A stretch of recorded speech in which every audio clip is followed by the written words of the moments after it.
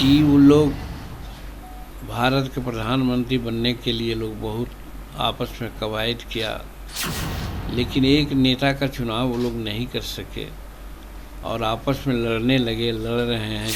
हम लोग समझते हैं कि बिहार का 40 सीट जीत करके हम लोग एनडीए के खाते में डालेंगे। नमस्कार, आप देख रहे हैं लाइव सिटीज। मैं हूं आपके साथ रोहित। आपको बता दें कि आज 2 अक्टूबर यानी गांधी जयंती है और लाल बहादुर शास्त्री का भी जयंती है। और ऐसे में आज दोनों महापुरुषों के जयंती पर दोनों महापुरुषों को याद करते हुए, उनको नमन करते हुए, जो बिहार के पूर्व मुख्यमंत्री रह चुके हैं जीतन राम मांझी, दोनों महापुरुषों के फोटो पर पुष्प अर्जित कर रहा है। तस्वीरों के माध्यम से देख सकते हैं किस तरीके से जो जीतन राम मांझी है वो महात्मा गांधी के फोटो पर और लाल बहादुर शास्त्री के फोटो पर पुष्प अर्जित कर रहे हैं, उनको नमन कर रहे हैं। वहीं साथ ही साथ उन्होंने कहा कि दोनों महापुरुषों का देश की आज़ादी में काफ़ी अहम योगदान रहा है। वहीं आपको बता दें कि जिस तरीके से इन दिनों जदयू में घमासान मचा हुआ है, इसको लेकर भी जीतन राम मांझी ने बड़ा बयान दिया है और साफ साफ कहते दिख रहे हैं कि 2024 चुनाव में जो एनडीए है वो बिहार के 40 में से 40 सीट जीतेगी। तमाम मुद्दों को लेकर क्या कुछ करें जीतन राम मांझी। सबसे पहला इस वीडियो में घमासान मचा हुआ है, आपसी विवाद चल रहा है, इसको लेकर क्या कुछ करिए। देखिए, हंसुआ के ब्याह में खुरपा के गीत हो गई।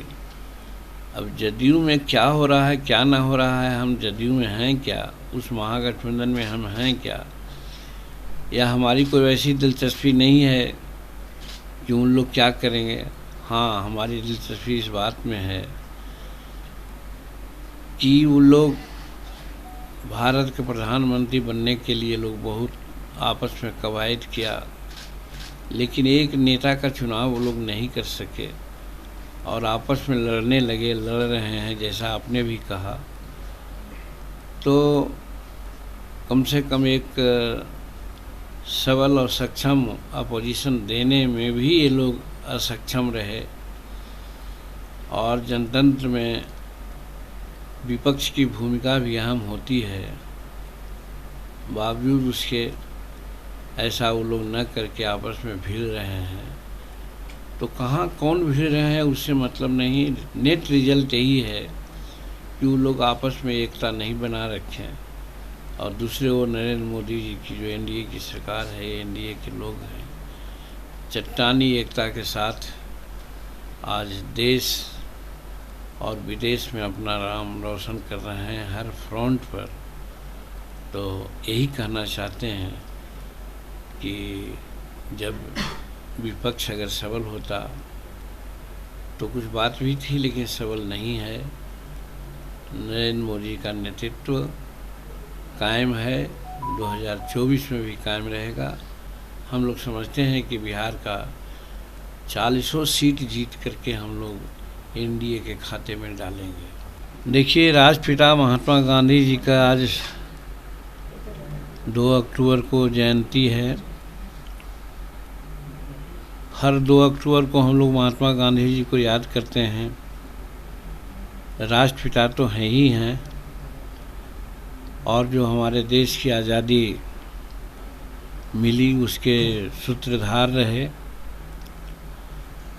हम समझते हैं कि उन्होंने आज 76 साल आज़ादी के हो गए।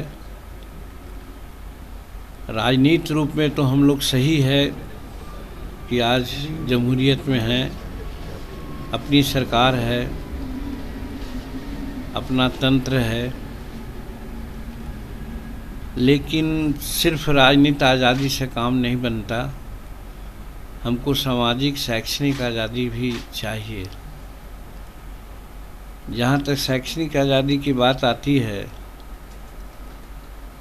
तो आज टोटल हम लोग 76 या 80% साक्षरता दर प्राप्त किए हैं 76 साल में।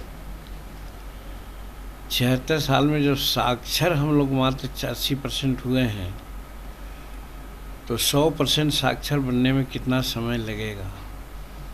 ये यहाँ जो भी सत्ता में रहे हैं उन्होंने शिक्षा के प्रति जो महात्मा गांधी की सोच थी, उस महात्मा गांधी की सोच को आगे बढ़ाने का काम नहीं किया। और जहाँ तक सामाजिक आज़ादी की बात है तो मैं तो ये समझता हूँ कि जिसमें महात्मा गांधी थे और उस समय हिंदुस्तान में सामाजिक जो वातावरण था और एक हो करके हिंदुस्तान की आज़ादी में सब कोई अपनी कुर्बानी दी, सहयोग दिया, हम आज़ाद हुए। लेकिन आज ऐसा लगता है कि देश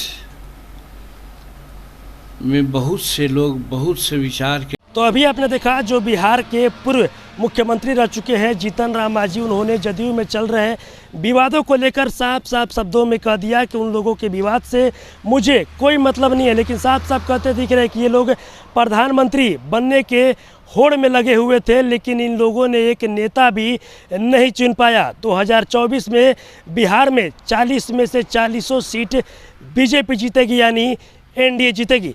बस इसी तरह की तमाम खबरों के साथ आप मेरे साथ जुड़े रहें। तब तक